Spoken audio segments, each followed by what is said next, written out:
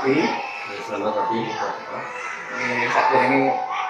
sebelumnya terima kasih sudah diberikan kesempatan dan meluangkan waktu pada pagi ini, sehingga saya nanti ke depan dapat mencari informasi atau meminta ilmu dari Pak Wadi tentang dalam mengambil kebijakan sebagai seorang pemimpin. Ajeng mawon ada beberapa pertanyaan yang ingin saya ajukan kepada Pak Wadi terkait dengan mengambil keputusan yang selama ini terjadi di sekolah yang Bapak pimpin. Yang pertama ini Pak Wadi, selama ini bagaimana Anda dapat mengidentifikasi kasus-kasus yang merupakan dilema etika atau rujukan moral?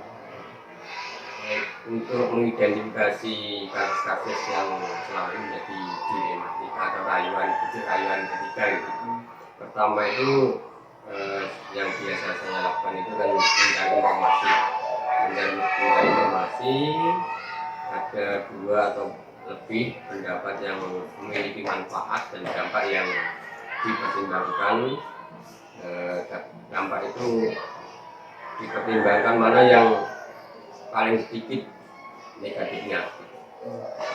Ajeng ngambilnya selama ini bagaimana jenengan itu menjalankan pengambilan keputusan di sekolah, terutama pada kasus-kasus di mana ada dua kepentingan yang sama-sama benar, atau mungkin ada kasus yang sama-sama mengandung nilai kebijakan. Kalau dalam mengambil keputusan, saya kan tidak bisa berdiri sendiri. Saya juga harus mengajak teman-teman kami, teman-teman kita untuk membahas masalah ini. Jadi kita mencari pendapatnya yang menyampaikan pendapatnya masing-masing, memilih mana yang memiliki manfaat yang paling besar atau paling banyak, dan mengurangi risiko atau dampak negatif yang paling sedikit gitu. Berarti sini melibatkan semua aspek Pak untuk berkolaborasi dalam mengambil keputusan tadi. Kepala sekolah kan tidak satu-satunya yang penentu kebijakan, jadi harus dimusyawarahkan biar nanti dampaknya itu paling sedikit gitu. Nanti kalau kepala sekolah yang memutuskan ternyata dampaknya itu banyak yang tidak berkenan dengan keputusan, itu kan menjadi masalah lagi. Jadi memecahkan masalah tanpa masalah kalau bisa. Ya, untuk tidak lanjutnya Pak, langkah prosedur apa yang mungkin selama ini sudah lakukan? Untuk mengambil keputusan yang pertama, kita itu mengadakan rapat dulu. Rapat dari masing-masing peserta rapat nanti dimintai pendapatnya, yang kemudian memilih atau memutuskan pendapat mana kira-kira yang bisa diterima semua pihak. Di samping itu juga mempertimbangkan manfaat dari keputusan yang diambil tadi, apakah lebih besar atau tidak, tetap kita perhitungkan. Dan yang resikonya yang paling sedikit itu yang nanti yang kita pilih. Mungkin ya Pak, ini hal apa yang mungkin Bapak rasa paling efektif dalam mengambil keputusan pada saat ada kasus tentang dilema etika itu, hal yang efektif nih? Hal yang paling efektif itu kita tetap mempertimbangkan kepuasan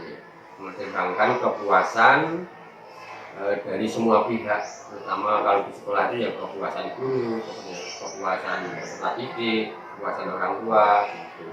Kemudian yang efektif lagi itu mempertimbangkan kebersamaan, apakah nanti hasil keputusan itu bisa dilaksanakan bersama atau tidak. Nanti kalau bisa dilaksanakan secara bersama-sama, dan itu akan yang keputusannya lebih baik. Jadi untuk mempertimbangkan efeknya juga Pak dalam mengambil keputusan tadi. Selanjutnya ini merupakan selama ini adakah tantangan dalam mengambil keputusan pada kasus dilema etika tersebut? Yang menjadi tantangan ya tadi yang saya sampaikan, kepuasan dan kebersamaan juga. Itu yang tantangan. Kira-kira puas enggak dengan hasil keputusan yang kita ambil? Kemudian kebersamaan dalam melaksanakan nanti bisa enggak teman-teman itu bisa melaksanakan secara guyub rukun, untuk melaksanakan keputusan tadi. Terus berikutnya ini, misal Pak, ada kasus-kasus seperti dilema etika atau kasus lainnya, apakah ada jadwal tertentu atau mungkin langsung dieksekusi pada saat dari itu juga misalnya masalah? Jika ada masalah itu tetap dianalisis dulu, permasalahan itu penting segera atau harus segera diputuskan atau tidak. Kalau tidak, itu yang pertama itu kan tidak ada jadwal, melihat situasi dan kondisinya. Kalau memang itu permasalahannya harus segera diselesaikan, kami harus mengadakan rapat bersama tadi. Jangan sampai keputusan yang diambil secara mendadak malah menghasilkan dampak yang tidak baik, harus dipikir dengan cermat gitu. Berarti menyesuaikan tingkat masalahnya ya Pak. Iya, Kalau tingkat kecil masalah. ya segera, Kalau kalau kecil nanti segera. bisa dirembuk agak longgar dipertimbangkan ya. Nanti kalau misalkan waktunya itu masih lama nih, itu bisa mengadakan rapat dengan teman, bagaimana solusinya dari teman-teman kan ada beberapa masalah. Terus ada faktor-faktor yang mungkin selama ini Bapak rasakan dalam mengambil keputusan yang mempermudah Pak dalam mengambil semua keputusan tadi, faktor yang mempermudah. Faktor yang mempermudah itu kalau saya di sekolah itu kan ada teman ya. Ada teman yang memiliki tingkat kedewasaan, mana yang memiliki tingkat kedewasaan yang paling tinggi itu sebagai alternatif solusi sebagai pertimbangan. Oh ya, ini kira-kira baik, cocok untuk kita laksanakan. Sambil itu kita juga mempertimbangkan waktunya. Waktu ini kapan kita harus menyelesaikan waktu, segera atau ditunda. Jadi tadi mungkin dalam suatu lingkup kerja itu ada mungkin sosok yang sudah matang itu bisa jadikan untuk pertimbangan. Iya, dalam sebagai keputusan. pertimbangan untuk keputusan itu. Baik. Ini yang terakhir Pak, dari semua hal yang telah disampaikan tadi, mungkin pembelajaran apa Pak yang dapat dipetik dari pengalaman Bapak tadi?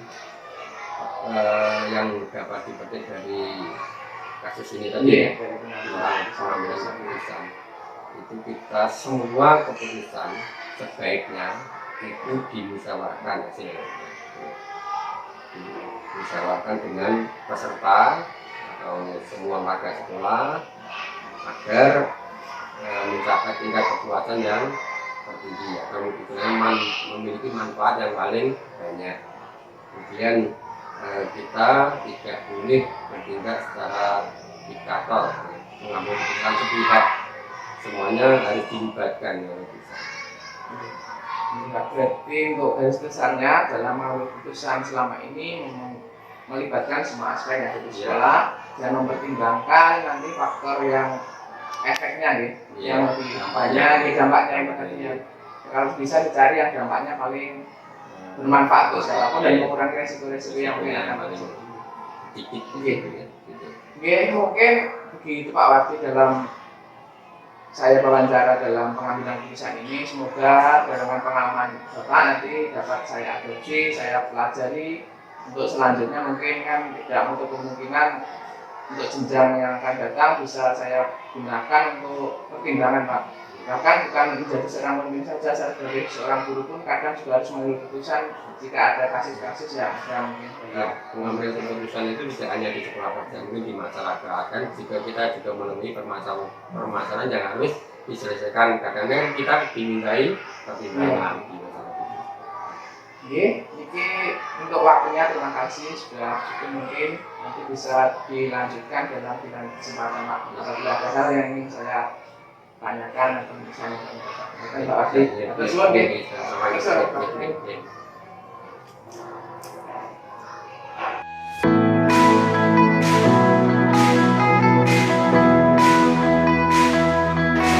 Assalamualaikum warahmatullahi wabarakatuh. Waalaikumsalam warahmatullahi wabarakatuh. Sebelumnya terima kasih atas waktu yang diberikan pada saya pun untuk memenuhi tugas CPP tentang wawancara tentang pengambilan keputusan sebagai seorang kepala sekolah. Di sini saya berharap mendapatkan wawasan yang lebih mengenai pengalaman dari terkait dengan kebijakan dalam mengambil suatu keputusan. sebelumnya ini ada beberapa yang ingin nanti saya pertanyakan, saya tanyakan untuk menggali informasi yang sesuai dengan pengalaman Pak Pur. Mungkin selama ini bagaimana Pak Pur dalam mengidentifikasi kasus-kasus yang merupakan dilema etika atau rujukan moral ini gimana? Berdasarkan pengalaman yang sudah saya lakukan selama ini di sekolah kami, apabila menghadapi kasus-kasus atau permasalahan yang menyangkut dilema etika atau rujukan moral, yang pertama saya melakukan identifikasi terlebih dahulu apakah kasus ini termasuk rujukan moral atau dilema etika. Biasanya dilema etika itu lebih mengakibatkan kita mengambil kebijakan itu karena ada permasalahan yang saling berlawanan tapi semuanya benar, problemnya benar. Kemudian untuk rujukan moral itu biasanya bergantian antara dua hal, yang satu benar yang satu salah. Itu biasanya untuk mengidentifikasi kasus itu termasuk dilema etika ataupun rujukan moral. Itu Pak. Jadi yang pertama itu untuk membedakan ini dulu ya, antara etika atau rujukan moral itu dulu ya, untuk membedakan tidak lanjut sebelumnya. Ini benar-benar atau benar salah. Ya, dalam benar. Terus selama ini bagaimana Anda menjalankan pengambilan keputusan setelah Anda? Terutama untuk kasus-kasus di mana ada dua kepentingan yang sama-sama benar atau sama-sama mengambil nilai kebijakan. Tidak ada dua kasus. Biasanya ya seperti itu, pertama kita identifikasi terlebih dahulu, kemudian melihat berbagai pertimbangan. Tentunya kami dalam menentukan ada beberapa prinsip yang kami pakai. Ketiga, satu berpikir kasus akhir yang banyak. Kemudian kedua berbasis peraturan. Yang ketiga sebenarnya berpikir kasus rasa dulu. Ya, kita nanti lihat kasusnya terlebih dahulu. Karena itu bisa salah satunya. Biasanya seperti itu. Jadi merupakan prinsip yang menjadi pedoman dengan dalam mengambil suatu keputusan. Berikutnya ini langkah-langkah seperti apa yang biasa Anda lakukan selama berikutnya itu langkah-langkah yang mungkin secara untuknya. Ya kalau mungkin sebenarnya kalau saya pelajari kami ada 9 langkah, 9 langkah yang kami gunakan untuk menyelesaikan sebuah kasus. Ini yang pertama, kita lihat kasusnya, nilai yang berlangsung apa, kemudian siapa yang terlibat di dalam kasus itu, kemudian kita kumpulkan fakta-fakta, kita teliti, kita lihat apa saja yang menjadi dasar bersama, kemudian kita uji benar dan salahnya. Ya, kalau setelah itu kan kita bisa menyatakan dari termasuk dilema etika atau rujukan moral. Kemudian kalau itu dilema etika, berarti kita harus menguji benar lawan benar. Kemudian setelah itu kita ambil etika dengan prinsip tadi, prinsip solusi etika tadi. Setelah itu kita bisa menggunakan antaranya ada opsi dilema. Baru setelah itu kita buat keputusan. Setelah membuat kita lihat lagi keputusan itu dan kita refleksikan untuk verifikasi. Biasanya seperti itu. Berarti sudah menerapkan 9 langkah-langkah itu ya, mengambil keputusan dalam kasus yang ada. Terus hal apa saja selama ini Anda anggap efektif dalam mengambil keputusan pada kasus dilema dan efektif? Yang paling efektif adalah kita juga dari 9 langkah itu ya, kita lihat dulu permasalahannya.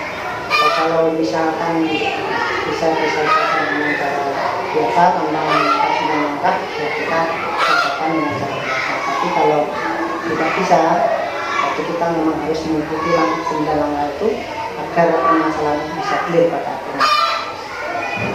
Jadi di sini dilihat dulu ya tingkat kerumitan suatu masalah tersebut ya. Apabila bisa dieksekusi dan pas ya langsung saja. Tapi kalau memang sulit ya kita harus pakai semua. Sekarang hal apa saja Pak yang selama ini merupakan tantangan dalam mengambil keputusan pada kasus dilema etika ini? Tantangannya adalah kadang kita untuk membedakan apakah ini kasus kasus dilema kita atau rujukan moral itu yang kita harus betul-betul teliti, itu menjadi tantangan. Oke, dalam mengklasifikasikan ini satu masalah ini kadang kan itu beda tipis mungkin. Terus selama ini apakah Anda memiliki sebuah jadwal tertentu dalam menyelesaikan kasus dilematika?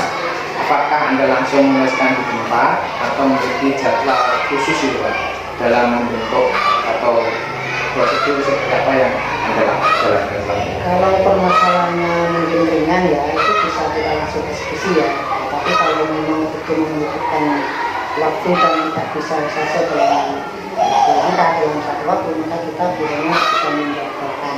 Mungkin berkali-kali pertemuan, organisasi antar pihak. Kalau murid dengan murid biasanya kita langsung ya, biasanya bisa langsung kita selesaikan. Tapi kalau kita dengan sesama guru, itu mungkin perlu sedikit waktu menyelesaikan. Mungkin bilangan waktu yang menjadi opsi yang bisa kita pakai. Biasanya kalau memang itu permasalahan mudah kita lakukan, tapi kalau tidak permintaannya tinggi ya kita perlu tempat. Terus ini ada seseorang atau faktor apa yang selama ini mempermudah atau membantu Anda Pak dalam mengambil keputusan kasus dilematika? Tentunya hubungan rekan-rekan ya, rekan-rekan di sekolah kami alhamdulillah itu saling keterikatan sangat kuat. Jadi misalkan ada permasalahan, karena kita langsung komunikasi untuk menyelesaikan. Karena di sini semua saya mengalami masalah dan kesulitan, kita biasanya saling berkomunikasi dengan baik. Oh, berarti ini juga membangun komunikasi yang baik dalam lingkungan kerja untuk mengurangi atau memecahkan suatu permasalahan yang seperti ini. Terus dari semua hal tadi yang disampaikan, pembelajaran apa yang dapat Anda petik dari pengalaman Anda mengambil keputusan dilematika ini yang paling sangat? Yang paling berkesan tentunya ternyata terkadang kita menghadapi masalah itu kita tidak bisa selalu sendirian untuk memecahkannya. Kita harus selalu koordinasi, harus bekerjasama dengan rekan kerja maupun teman-teman yang ada di sekolah ya, tentunya teman-teman murid dan sebagainya. Bahwa dalam memecahkan suatu masalah kita terkadang tidak bisa menyelesaikan sendiri, berarti kita harus ada koordinasi agar permasalahan itu bisa terselesaikan dan tidak menimbulkan permasalahan yang baru. Ini sangat luar biasa yang pengalaman yang dapat saya peroleh ini. Mungkin karena kamu juga dari keberatan ilmu dari keberatan yang baik setelah lagi sekarang menjadi pemimpin. Di tahun saya tangkap bicara dari besar itu yang pertama itu mengidentifikasi terlebih dahulu, setelah itu membangun komunikasi yang baik dengan sekolah atau lingkungan. Jadi aku semoga nanti ilmu ini bisa membawa saya termotivasi dan saya sih mudah Pak dalam memahami pembelajaran ini, terutama dalam mengambil suatu keputusan. Dan saya mohon doanya semoga saya diberi kelancaran dan betul-betul dapat menggunakan ilmu ini. Saya yakin faktor masih muda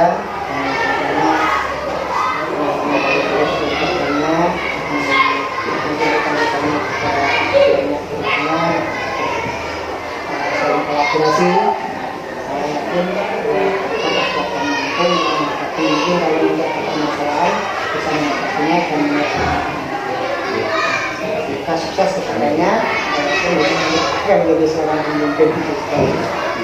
Terima kasih atas waktunya. Mungkin nanti di lain kesempatan saya bisa berkonsultasi dengan agenda yang lain. Terima kasih.